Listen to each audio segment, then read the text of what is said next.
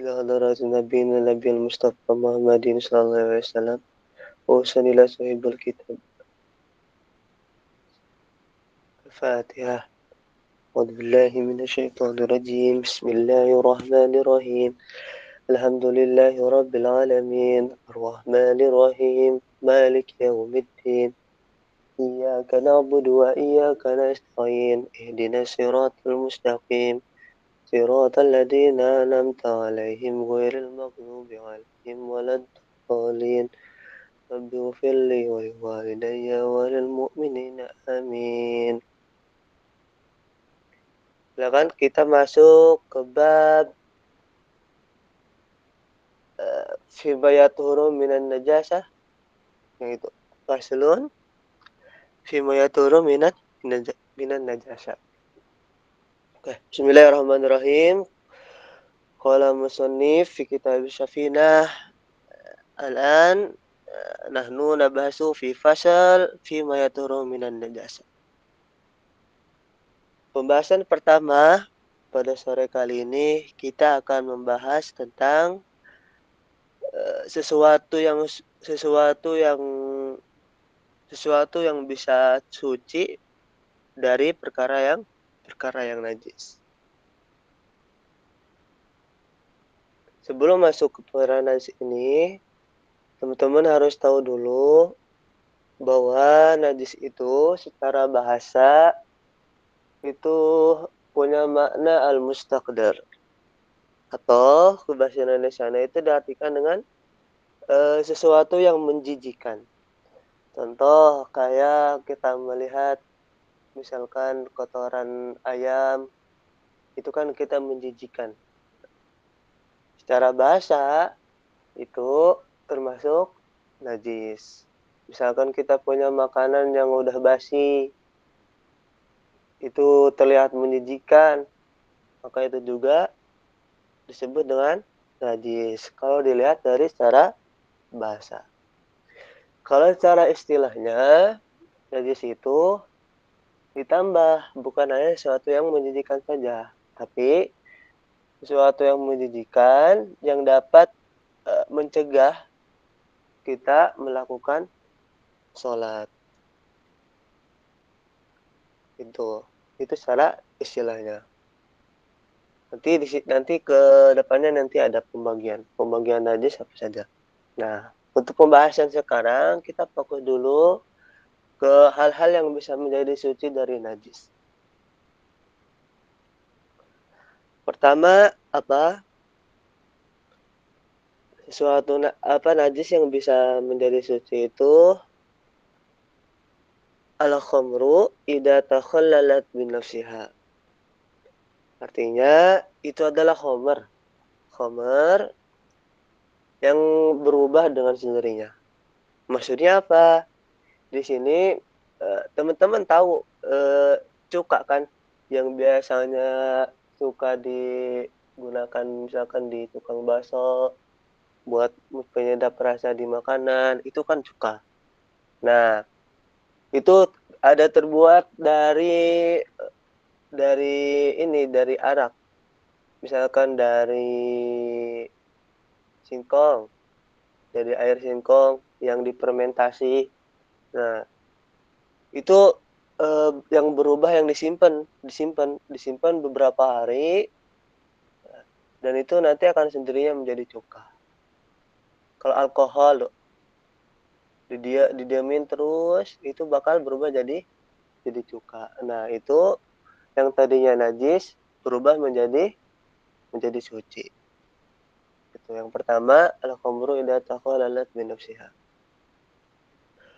Terus yang kedua, wajildu al-maitah idza dubigo. Terus kulit bangkai jika disamak. Maksud disamak di sini kayak ada cara samak seperti kita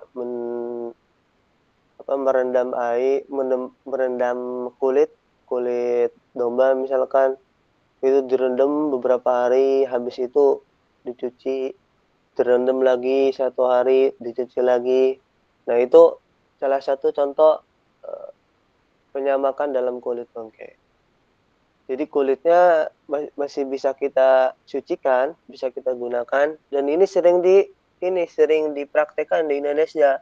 Biasanya kulit-kulit bangkai yang disambak itu suka digunakan buat kayak bedug. Nah, itu makanya kulit-kulit bedug yang walaupun dari bangkai itu tidak tidak najis, justru suci. Terus yang terakhir, yang ketiga, wa masoroh hayawanan. Binatang yang disembelih. Disembelih dengan pasti bahwa disembelih menggunakan syariat-syariat Islam. Harus dibacakan asma Allah waktu menyembelih dan sesuai syarat ketentuan penyembelihan dalam Islam. Inilah rangkumannya bahwa sesuatu apa yang sudah dianggap najis di madhab kita, madhab Syafi'i, masih ada sesuatu yang bisa berubah menjadi suci. Nah, penjelasannya itu, rangkumannya itu di sini ada tiga. Pertama, khamar yang menjadi cuka. Dua, kulit bangkai yang kita samak. Terus yang ketiga, itu binatang yang disembelih. Kita lanjut ke bab selanjutnya. Faslun fi aksamin najasa. Nah, sekarang kita masuk nih. Tadi kita udah tahu ta'rif najis secara bahasa tadi, terus secara istilah juga sudah tahu. Kita udah tahu juga bahwa semua najis itu bisa kita sucikan, termasuk yang tiga tadi. Nah, sekarang kita akan mengetahui ada berapa najis itu.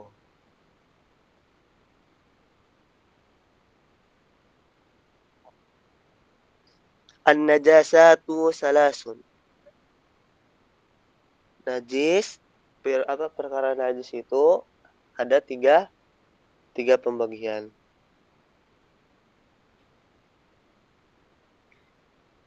Yang pertama itu sudah kita tahu namanya itu najis mughalladah. Terus yang kedua ada najis mukhaffafa. Dan yang ketiga ada najis mutawassithah. Najis ini pembahasan najis di sini kalau kita pengen lebih paham, lebih simpelnya, lebih jelasnya, ini kita bisa artikan kayak maaf ya teman-teman, saya lagi pilek jadi mughalladah itu kayak najis paling tinggi, najis yang berat. Terus mukhaffafa itu najis yang ringan. Terus yang ketiga mutawassith itu najis yang berada di antara keduanya. Jadi tengah-tengah lah. Najis mutawassith itu. Najis mughalladah apa saja, Kak? Najis mughalladah itu sudah kita kenal banget. Contohnya seperti najasatul qalbi wal hinjir. Itu seperti najis anjing dan babi beserta anak-anaknya.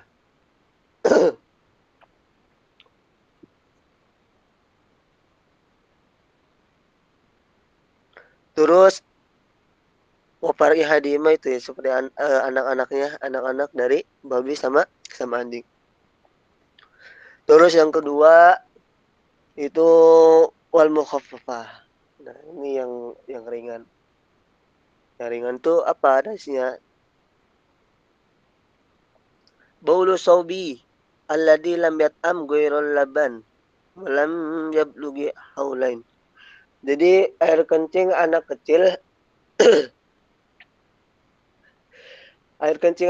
air kencing bayi istilahnya kalau kita bayi yang belum makan apapun. Hanya beliau tuh makannya bayi ini makannya masih ASI, berarti belum mencapai 2 tahun. Nah, jadi kalau air kencing anak kecil yang belum memakan hal-hal selain nasi, itu masuknya ke najis Mukhaf.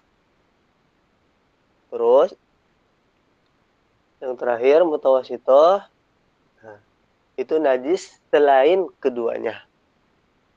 Syairun najasat. Jadi najis yang lebih luas yang kecuali dari satu dan dua. Apa? Kecuali mengulado dan mukhafafa. Contoh seperti air kencing yang orang-orang yang udah lebih dari 2 tahun, nah itu udah masuk ke mutawasit.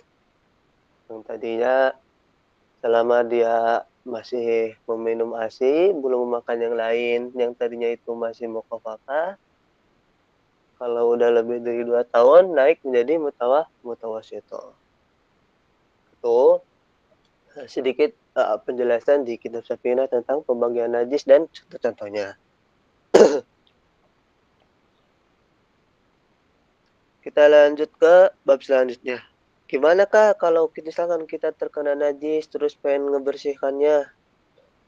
Di sini ada pembahasannya.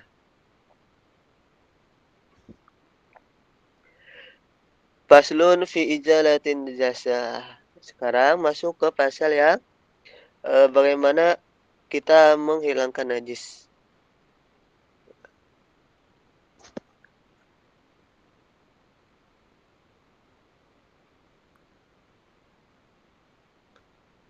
Hal awal, kita lihat yang pertama, al-mughalladah. Cara mensucikannya itu tathuru bisab igosalat. Tathuru bisab igosalat ba'da ijalati. Coba itu. Kita membersihkan uh, najis mughalladah itu dengan 7 bersihan. 7 basuhan.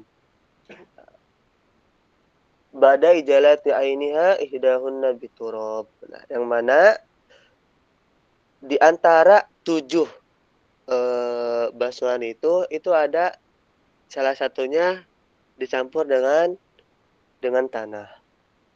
Itu cara membersihkan apa? Suci apa? Najis mughalladah. Biasanya kalau dipraktekkan itu ada di kitab ini, fikih tatbikiyah. Contoh salah satu yang bisa kita praktekkan itu misalkan kita membersihkan najis mughalladah 5 terlebih dahulu, 5 menggunakan air seperti biasa. Habis itu yang keenam itu dicampur menggunakan tanah. Nah, kita bersihkan. Habis menggunakan tanah, terakhir yang ketujuh itu menggunakan air lagi. Nah, itu sering dipraktekkan dan itu salah satu praktek yang paling bagus itu. Lima dulu pakai air, keenam pakai tanah, terakhir lagi 7 menggunakan air lagi. Kan ada juga yang menggunakan tanahnya langsung di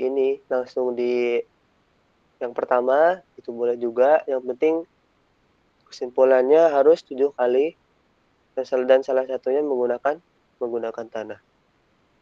Itu.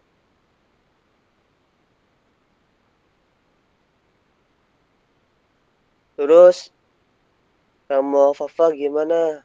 Yang mau khafafah itu wal mukhafafatu tatmuru bi ra'sil ma'i 'alaiha ma'al ghulabati wa ijalah. Untuk muafafah itu disucikannya hanya dengan memercikan air di atas disertai menghilangkan najisnya. Jadi ini lebih ini kayak misalkan uh, teman-teman nanti berkeluarga atau udah ada yang berkeluarga memiliki bayi terus kencing di badan misalkan waktu digendong. Nah, itu karena bau lusobi itu termasuk najis yang ringan, maka untuk membersihkannya tidak terlalu sulit. Karena cukup dengan memercikan air. Atau setidaknya kayak seperti formalitas membersihkannya itu. Hanya kita campurkan dengan air, membersihkannya dengan air. Bahkan yang istilah yang digunakan oleh musonib di sini kan memercikan, bukan membasuh, bukan gosal. Jadi lebih ringan. Terus yang ketiga, wal mutawasyithah. Wal mutawasyithah, najis yang tengah-tengah yang sering kita jumpai.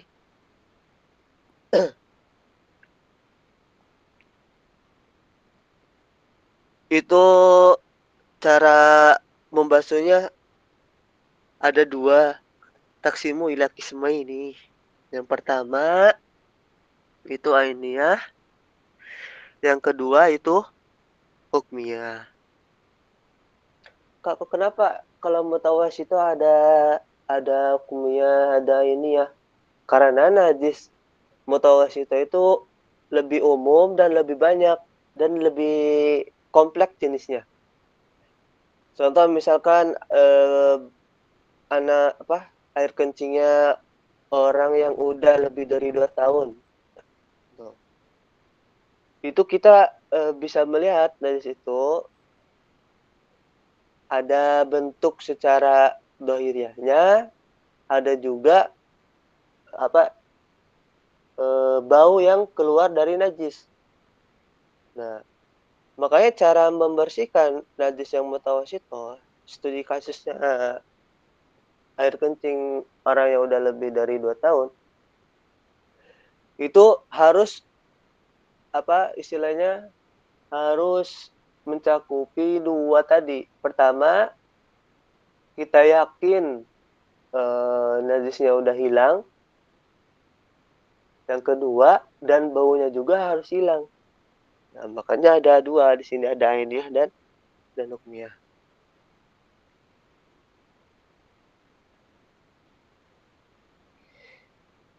Al-ainiyatu allati laha launun warihun wa ta'mun. Tuh kan. Launun warna, warihun bau, wa ta'mun rasa. Ini sebenarnya apa atau cara memastikannya harus di ini kok harus dirasa. Enggak juga. Di sini hanya kayak melengkapi apa melengkapi unsur najisnya itu launun warihun wa ta'mun. Fala budda min ijalati launiha wariha wa ta'mun. Maka benar-benar harus menghilangkan ketiganya. Terus wal hukumiyatu allati la launa wala riha wala ta'ma laha. Yakfika jariyul ma'i alaiha. Nah, kalau hukumiyah itu bukan dilihat dari warna, rasa, bau, tapi cukup dilihat dari apa istilahnya? Dilihat dari keyakinan kita, dilihat dari keyakinan kita. Dan cukup mengalirkan air dan di atasnya.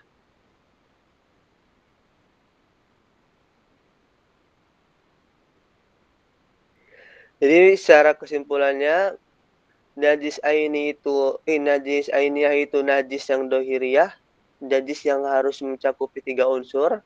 Tadi aroma, rasa, warna, launun, warihun, wa ta'mun. Kalau najis hukmi itu tidak ada rasa, tidak ada warna, terus tidak beraroma juga. Itu mungkin kesimpulan di pembagian cara menghilangkan najis.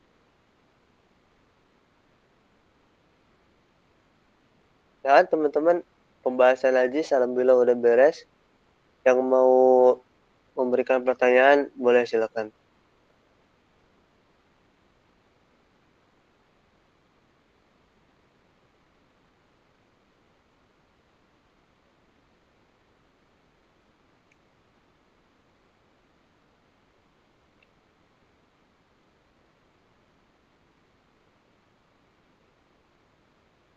Saya kasih waktu 5 menit. Nah, nanti 5 menitnya lagi buat menjawab pertanyaan.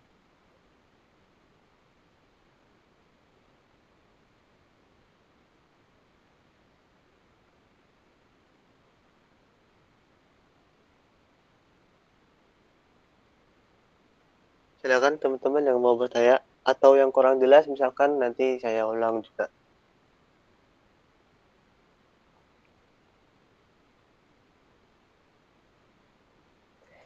Maaf suaranya ya, ini tadi banyak keganggu, Anda juga sering ini tenggorokannya lagi nggak sehat, lagi pilek juga jadi mungkin suaranya kurang enak didengar. Jadi mohon maaf teman-teman.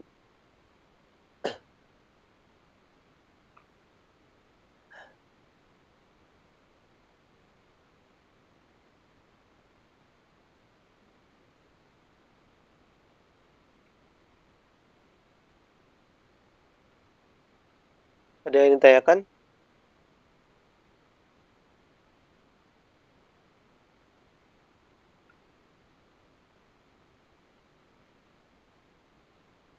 Maafum semua.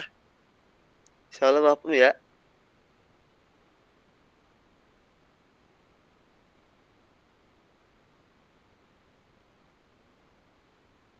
Kalau belum ada pertanyaan, eh, kita beresin satu bab lagi yang head dan nifas.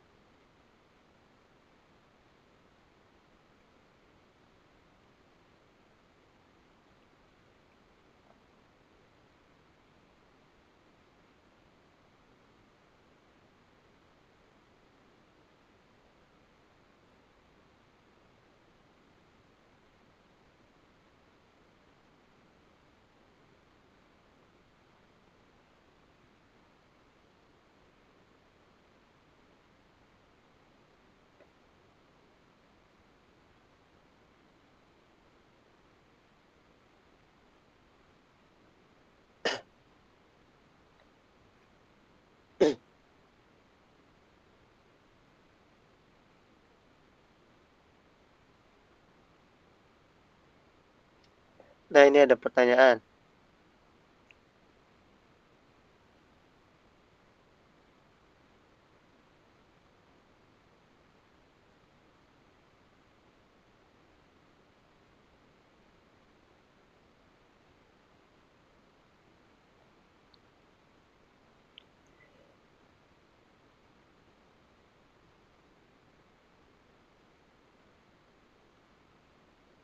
Dari Syardia Yusarip. Assalamualaikum Ustaz, Damar Ustaz, berkaitan dengan barang haram yang dihalalkan dari penjelasan pada awal tadi. Bagaimana caranya barang yang haram bisa dihalalkan, sedangkan sudah jelas-jelas itu barang haram.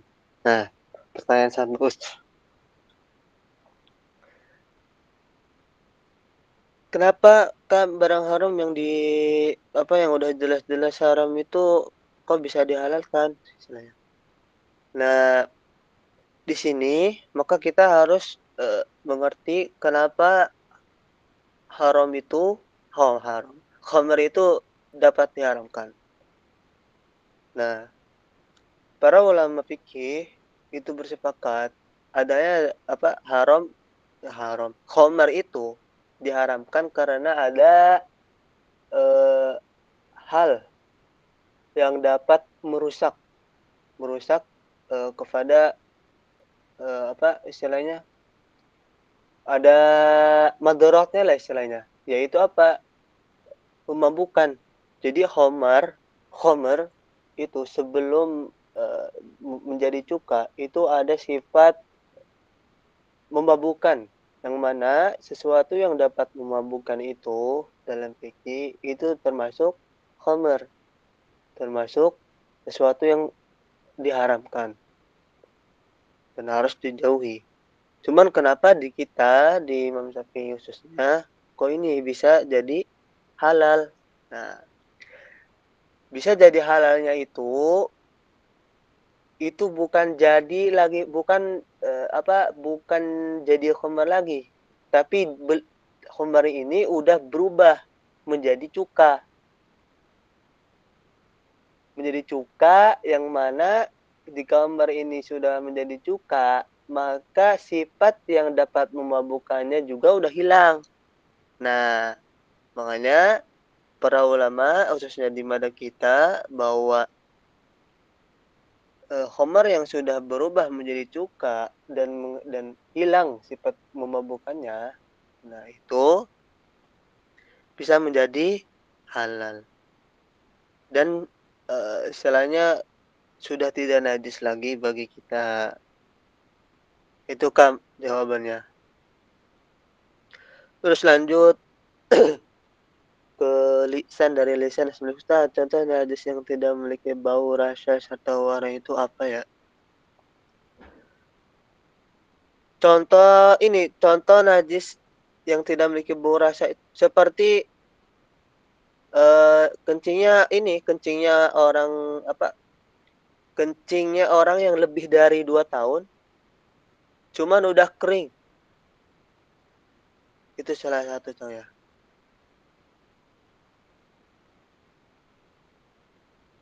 Jadi cara membersihkannya itu gimana keyakinan kita. Contoh, Kakak merasa dalam baju atau dalam pakaiannya ada najis itu, tapi tidak ada rasa, tidak ada bau, tidak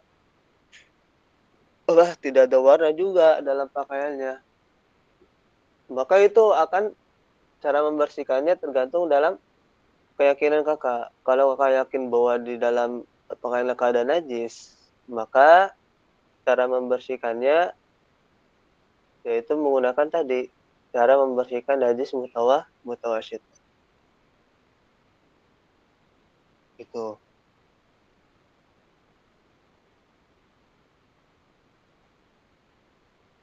Itu Kak untuk jawaban dari lisan. Salah satu contohnya itu tadi.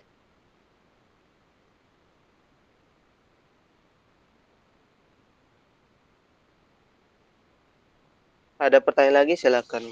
Kalau mau ditulis di chat grup biar bagus.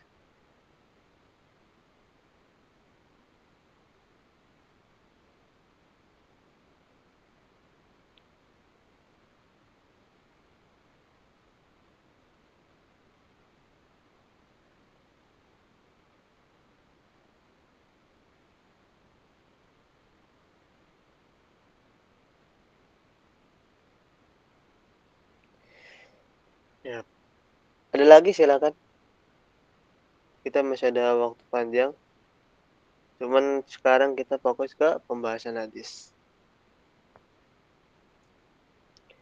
Teman-teman, eh, sekarang di Indonesia jam berapa buka? Bentar lagi ya.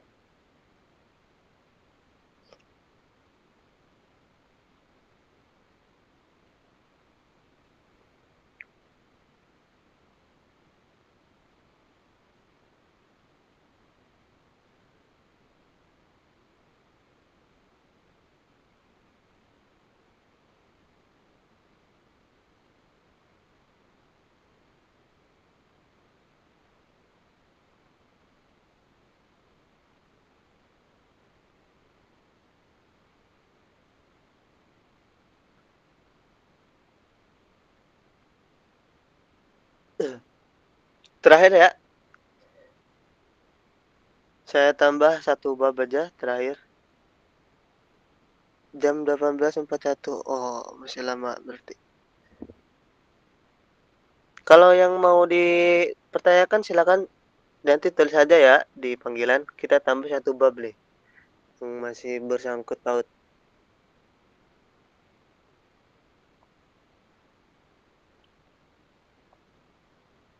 Ke bawah, ke bawah.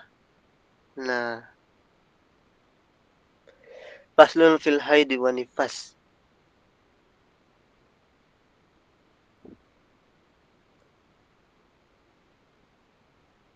Bismillah. Aqalul haid, paling sedikit haid itu yaumun wa lailatun. Nah, kita pernah bahas juga sebelumnya di bab sebelumnya tentang apa itu haid dan apa itu nifas. Nah, teman-teman perempuan apalagi insya Allah ini udah jadi praktek tiap bulan dan insya Allah lebih mafhum daripada ya. Karena kalau haid itu salah satu yang benar-benar perkara fikih yang unik untuk dipelajari dan ada kitab yang khusus menjelaskannya itu juga. Yang terkenal itu seperti Risalatul Mahid, itu ngejelasin sangat lengkap perihal perkara-perkara haid. Nah, untuk di kitab Safina ini hanya garis besar yang dijelaskan. Aqallul haid yaumun wa lailatun. Nah, seperti yang sudah kita tahu, haid itu normalnya istilahnya itu 1 hari 1 malam. Wa ghalibuhu, dan biasanya haid itu terjadi situn au sab'un, 6 hari atau 7 hari. Wa aksaruhu, dan yang paling banyak itu hamsata asyar yauman bilayalih. Paling banyak itu 15 hari. Begitu juga dengan malamnya. Maka bisa kita artikan 15 hari, 15 malam. Terus aqallu tuhri baina haidatain. Nah, dan yang paling sedikit suci dari kita itu hamsata asyar yauman, 15 hari. Apa 15 hari ini? Ini 15 hari kita dalam posisi suci. Terus wagolibuhu, dan galibnya itu biasanya itu arba'atu wa isruna yauman, 24 hari. Au salasatun wa isrun, atau 23. Itu gimana, biasanya gimana mikdarnya setiap perempuan berarti beda itu. Makanya ini hal itu paling unik sebenarnya dibahas dan paling kompleks. Terus wala hadal aksar.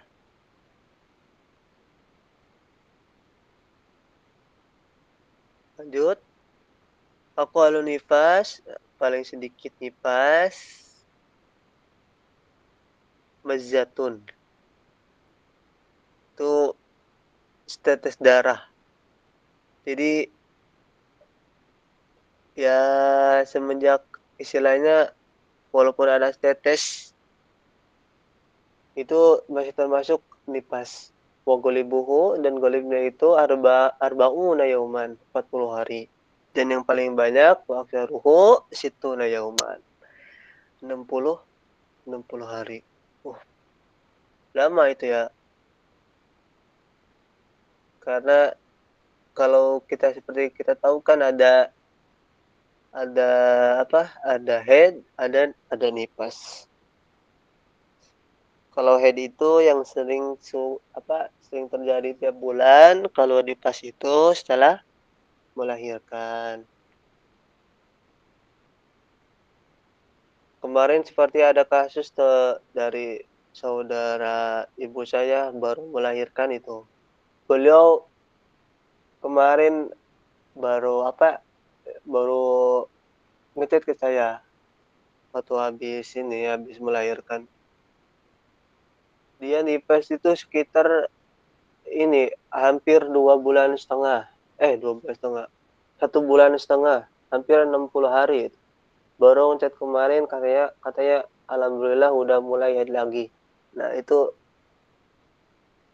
unik juga sebenarnya masalah nifas dan ini. Mungkin teman-teman dari perempuan akan lebih paham tentang hal ini. Jadi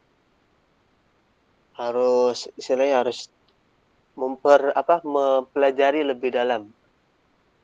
Kitab yang saya rekomendasikan untuk teman-teman bisa dicari kitab Risalatul Mahid. Itu satu bab yang saya sampaikan untuk tambahan pada sore kali ini. Teman-teman yang mau ada pertanyaan juga boleh silakan. Atau mau bertanya perihal di luar ini juga nggak apa-apa. Kalau misalkan di bab-bab yang sudah saya jelaskan tidak ada pertanyaan, maaf semua. Sekarang apalagi lagi menjalankan amal ibadah, puasa, teman-teman lagi pada puasa, saya juga sama. Ada yang mau tanyakan juga nggak apa-apa, silakan.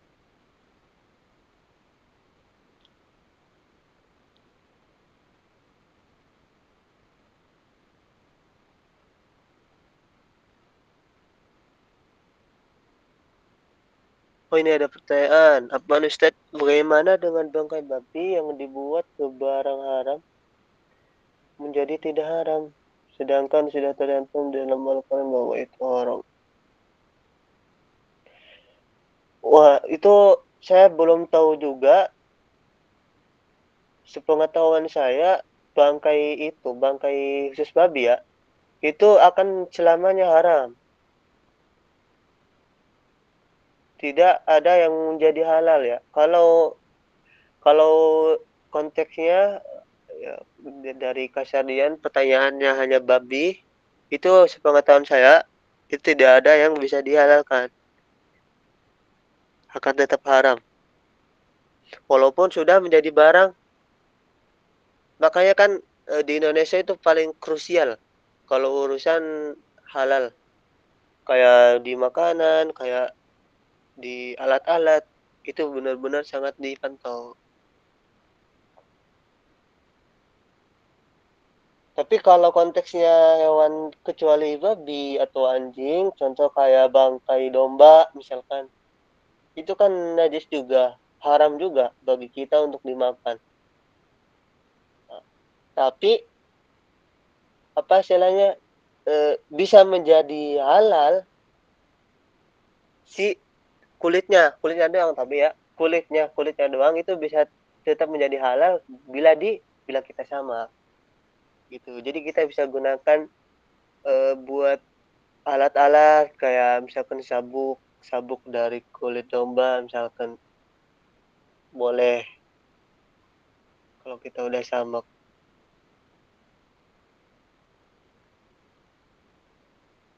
Itu sepengetahuan saya kalau babi masih tetap haram, kasar dia. Itu mungkin jawabannya. Terus lanjut, ada kalisan lagi izin bertanya, waktu suci wanita itu bagaimana? Misalnya kalau masuk asar sudah suci, lalu haruskah mengqadha sholat zuhur dan kemudian sholat asar karena waktunya berdekatan? Nah, ini unik juga nih. Kalau kasusnya seperti yang kalian sampaikan, itu uh, tidak perlu tidak perlu mengqadha sholat ya. Tidak perlu mengqadha sholat zuhur kalau kalian itu sucinya setelah masuk sholat asar. Itu nggak perlu mengqadha sholat zuhur. Tapi biasanya kalau saya kan nggak merasakan, jadi hanya menyampaikan istilahnya pengalaman dari membaca saya belajar di pondok-pondok pesantren sama di permasalahan di kitab Risalatul Mahid. Kadang katanya kalau perempuan kan kalau di masa-masa akhir mau ke suci itu kan kayak nguji ini, nguji keyakinan katanya kan. Ada kayak sedikit keraguan, apakah saya udah masuk suci atau belum, apakah haidnya masih berlanjut atau sudah berhenti. Itu tinggal teman-teman di ini aja, diyakinkan dalam hati teman-teman bahwa oh misalkan sebut pas sebelum duhur itu masih normal akhirnya, tapi pas setelah masuk asar itu udah suci dan ternyata dikonversikan ke waktu akhirnya juga udah ini udah 6 hari misalkan, itu berarti udah yakin masuk masa suci, maka nanti duhurnya nggak perlu di ini, nggak perlu dikodok. Jadi cukup melakukan sholat asyar.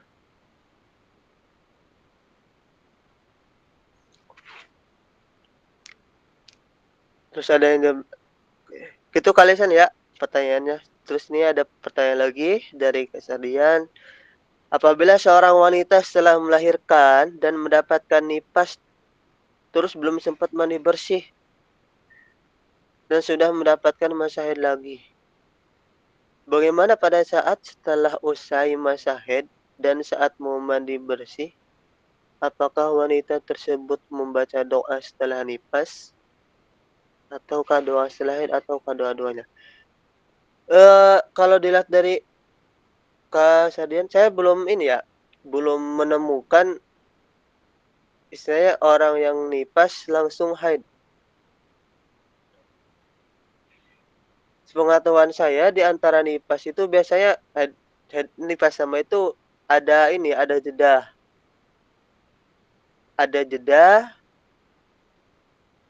bisa beberapa hari atau beberapa minggu, enggak langsung. Kalau langsung dan misalkan ada perempuan bernama A, dia nipas terus menerus sampai 60 hari misalkan. Dan lanjut lagi ke sananya. Berdarah apa istilahnya masih tetap keluar. Maka itu bisa dibilang darahnya darah istihadah. Bukan lagi masuk ke darah nifas atau darah haid. Maka tetap harus mandi mandi junub. Harus tetap mandi wajib. Nanti setelah normal kembali, nanti biasanya akan siklus haidnya akan setelah melahirkan akan normal kembali. Seperti kayak yang tadi saya sebutkan teman dari ibu saya kemarin-kemarin. 2 bulan kemarin habis melahirkan, kemarin-kemarin, 1 minggu yang kemarin sudah ngabarin alhamdulillah udah normal kembali siklus haidnya. Itu Kak.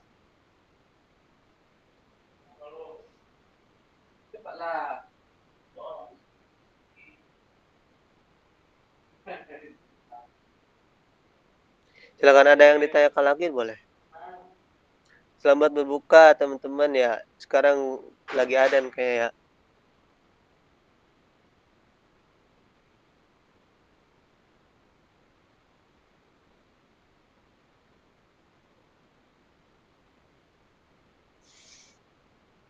Ada yang tanyakan silakan. Kalau tidak ada, karena di Indonesia teman-teman juga udah pada buka, udah masuk ini juga.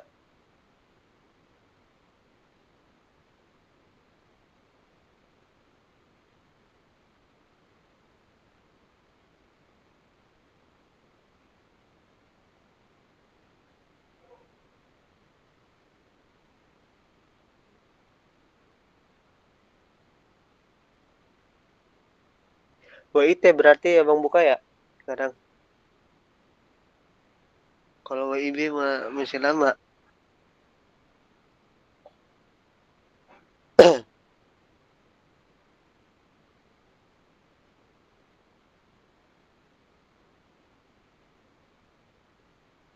Ini ada pertanyaan lagi.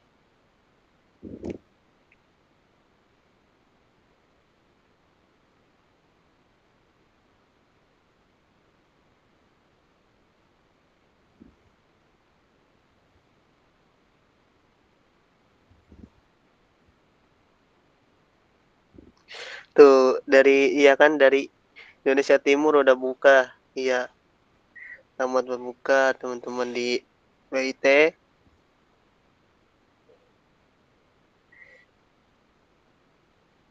Izin bertanya, apabila wanita haid sebelum 2 kali itu masih disebut haid? Gimana? Wanita haid sebelum 2 kali.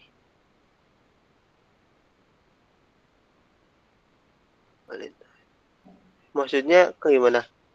Apabila wanita haid sebulan. Apabila wanita haid sebulan 2 kali itu masih disebut haid. Contoh seperti tanggal 1 sampai 7 haid. Lalu bersih. 8 hari setelah lalu haid lagi. Apa itu haid atau istiadah? Nah, unik nih. Ini makanya di sini kan ada ini. Aqallu tuhri baina haidotain khamsata asyara yauman. Jadi sedikitnya suci. Maksudnya masa suci paling sedikit itu, nih di kitab Syafi'iyah jelasin, itu tuh 15 hari. Paham teman-teman? Jadi paling sedikit masa suci perempuan itu dari antara 2 haid dan yang ketemu itu hamsat asyar. Jadi kalau belum 15 hari, misalkan kok tiba-tiba keluar lagi, misalkan. Nah, itu masuknya ke darah istiadoh. Tapi tetap nanti, nah perhitungannya gini, paling banyak haid itu kan 15 hari. 15 hari. Otomatis kita hitung apa ya? 3 jari lah. 1, 2, 3, 5, 5, 5, 5 hari.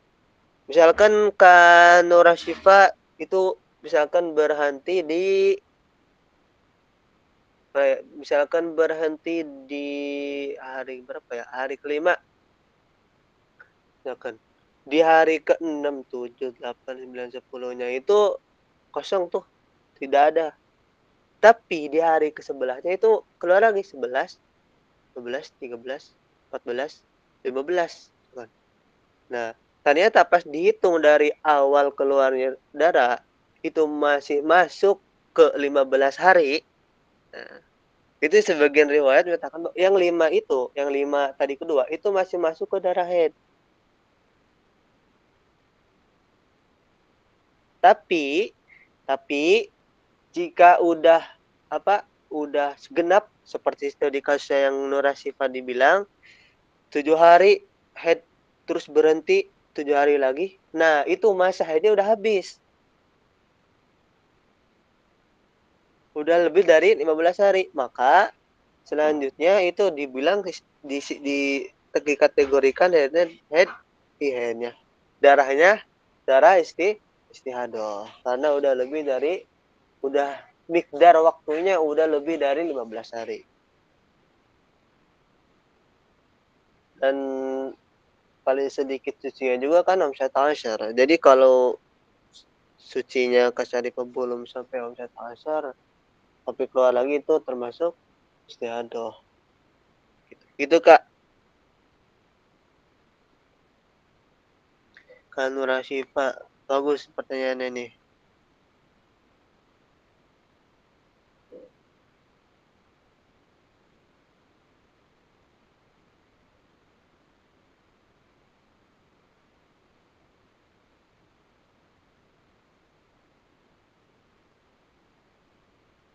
Silakan yang mau bertanya juga terakhir sebelum ditutup. Paling enak tuh belajar fikih seperti ini teman-teman. Jadi kayak INA lah. Antum bertanya, saya menjawab.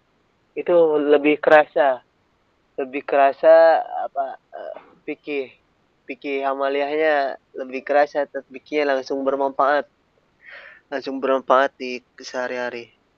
Jadi pengajian kitab ini hanya menambah wawasan, tetap nanti yang menjadi tolak ukur kita kalau belajar fikih itu di praktek kita, praktek kesehari-hari kita, permasalahan di hari-hari kita.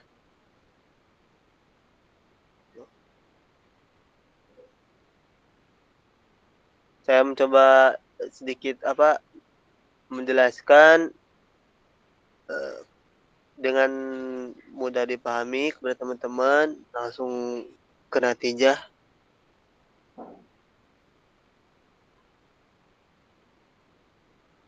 Oh, tim PTK, ini kan saya head tidak lancar. Semisal kayak itu headnya selang-seling, itu apakah puasa kita mengikuti itu? Jadi kalau enggak head kita puasa, kalau head enggak seperti itu Kak. Kak dia. Jadi tetap mengikuti mikdar head, tetap mengikuti waktu head. Misalkan kakak keluar hari ini, misalkan besok enggak, terus nanti hari ketiga ada lagi, maka hari kedua itu masih masuk ke waktu waktu haid sampai batas waktu haid itu habis. Apa habisnya waktunya tadi berapa? 15 15 hari itu. Hari saat pertama datang, hari kedua enggak, hari ketiga datang lagi ternyata. Nah, maka 1, 2, 3 itu dikatakan haid.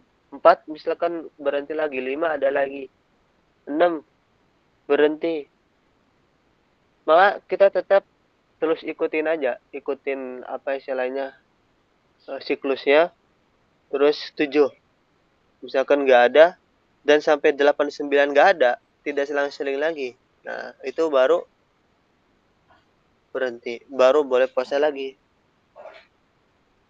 Kalau misalkan udah 6 hari kosong, nggak ada yang istilahnya nggak ada keluar lagi, maka itu silakan untuk istilahnya ibadah seperti biasanya. Tapi kalau selang-seling misalkan sampai 15, nah maka semuanya dikatakan darah darah haid. Jadi dilihat dari ininya, dilihat dari waktu apa miqdar haidnya.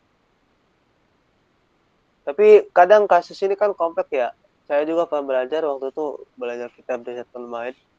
Jadi kayak misalkan dari teman-teman nih, dari 3 bulan, dari tiga bulan sebelumnya atau 3 bulan yang sudah kita uh, rasakan dalam bed itu bakalan menjadi sampel teman-teman. Jadi harus ingat. Contoh gimana? Januari, Februari, Maret, misalkan Maret, Januari, Februari, Maret, April, April. April tuh tiba-tiba misalkan ada perempuan berinisial bernama A, itu nggak normal headnya seperti yang ini kasus Kasadiah ini, selang-seling dan misalkan kadang ada kadang enggak, maka itu hitungannya nanti melihat bulan-bulan sebelumnya, bulan-bulan 3 hari sebelumnya, 3 hari, 3 bulan sebelumnya, Januari, Februari, Maret. Kalau misalkan Januari, Februari, Maret itu semuanya konsisten, headnya itu 7 hari, maka di bulan April kita 3 bulan sebelum itu menjadi sampel teman-teman untuk menyandarkan apa ini head yang sedikit kayak ada berbeda dari yang lainnya gitu. Makanya ada istilah mengikuti bulan-bulan sebelumnya. Nah, jadi dari teman-teman dari perempuan 3 bulan sebelumnya harus ingat, harus tahu, harus berapa hari hanya itu bakalan jadi sampel ke depannya bila ada sesuatu hal yang terjadi seperti studi kasusnya kayak pertanyaan Kasadiah ini gitu. Ada yang tanyakan silakan terakhir.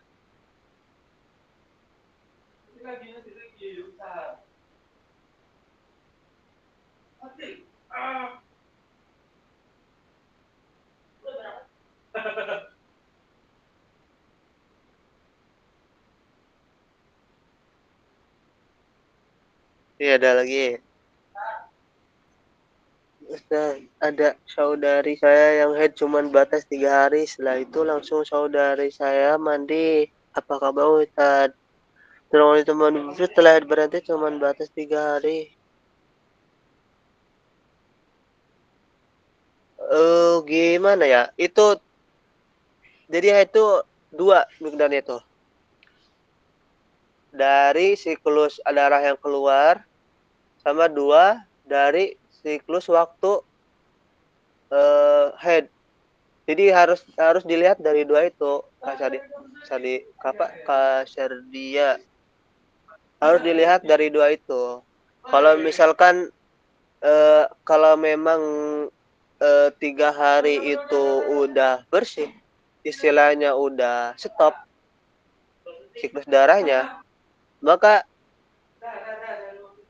boleh karena kan paling sedikit itu 24 jam kalau istilah kita. Yaumun walailatun. Jadi 24 jam. Darah keluar selama 24 jam itu syarat head itu. Nah, jadi kalau kurang dari 24 jam itu masuk istiadah. Kalau lebih dari 1 hari masuknya ke head. Kalau 3 hari ya itu gak apa, mungkin siklusnya bagi saudari ini, misalkan yang saudara Mas dia itu 3 hari. Kalau misalkan di hari keempat dan seterusnya itu bersih, nggak ada siklus head yang keluar, itu berarti bisa boleh, nggak jadi masalah. Cuman tetap, misalkan hari keempat masih keluar, tapi dia membatasin dirinya untuk mandi bersih, ya itu nggak boleh. Karena masih dalam keadaan haid. Tapi kalau memang siklus darahnya udah habis, udah nggak ada lagi, dan itu sesuai dengan istilahnya sampel 2 bulan, 3 bulan sebelumnya, itu nggak jadi masalah. Itu Kak Sadia.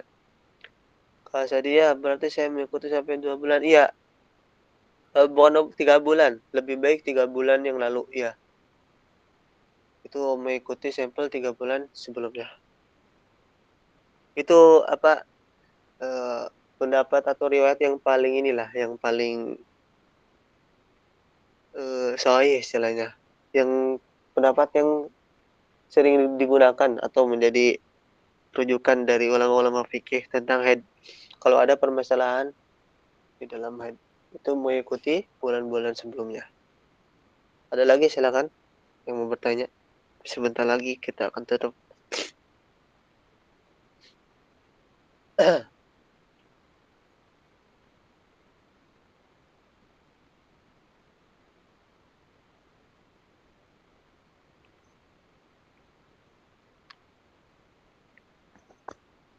Silakan sampai 57, 10:57.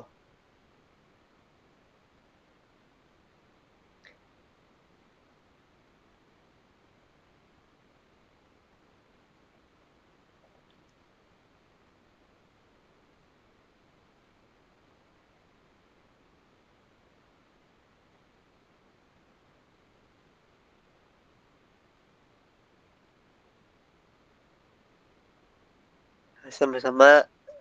Terima kasih atas kehadirannya ya, teman-teman. Yang ada yang mau tanyakan seputar fikih, bebas, nggak perlu dari apa, dari materi yang disampaikan juga nggak apa-apa, keluar dari itu juga nggak apa-apa, karena fikih akan terus, istilahnya akan terus berkembang, permasalahan akan terus muncul. Makanya yang paling baik itu didiskusikan. Itu cara terbaik mempelajari fikih, itu didiskusikan dan saling tanya jawab. Itu paling enak dan paling kerasa nanti di fikihnya nanti. Terima kasih teman-teman atas kehadirannya. Mohon maaf atas segala kesalahan dan kekurangannya, dan saya izin ini saya kalau kajian gak on cam karena biar teman-teman fokus kitabnya. Nah, yang dikasih sama Kak Syarifah fokus melihat kitab, memahami apa yang terkandung dalam kitab. Terima kasih atas waktunya. Mohon maaf atas segala kesalahan dan kekurangannya. Sampai berjumpa lagi di minggu depan. Wassalamualaikum warahmatullahi wabarakatuh. Waalaikumsalam warahmatullahi wabarakatuh.